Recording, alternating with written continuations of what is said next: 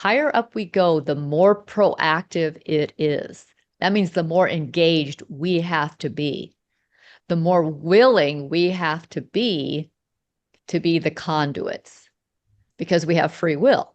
We could easily say, no, I don't want anything. I don't want to know. I just want to watch TV and eat ice cream. And we can do that because we have free will. So right now we're kind of deciding maybe what we want, this next phase to look like, this last phase of our life to look like. If we know nothing around us adds to us or can subtract from us, then what do we do with this? We're human beings.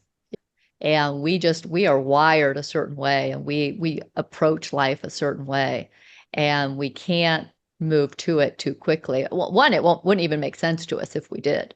So we're just integrating these experiences as we go through them. And that's the point. We want to experience all of it.